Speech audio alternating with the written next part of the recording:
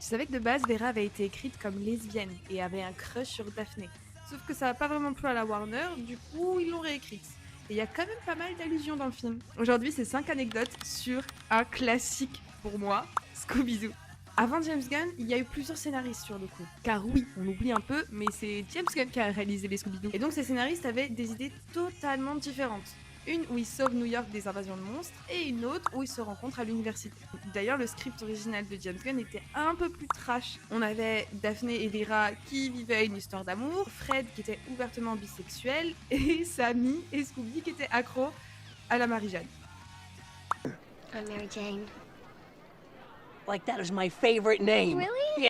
Ça a pas forcément plu à la Warner qui a un peu forcé à réécrire, à adoucir le truc en disant wow, wow, wow, on n'a pas trop envie de l'interdire aux moins de 13 ans de film.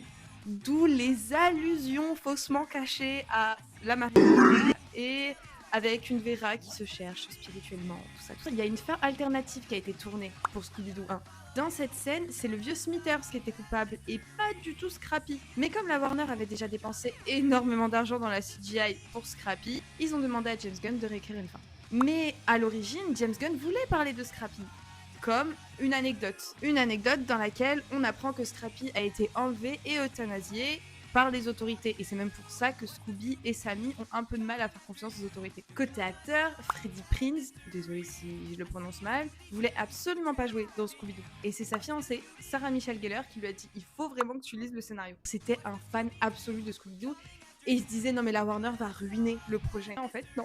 Par contre, Mathieu Lillard, notre légendaire Sammy, lui, rêvait de jouer Sammy.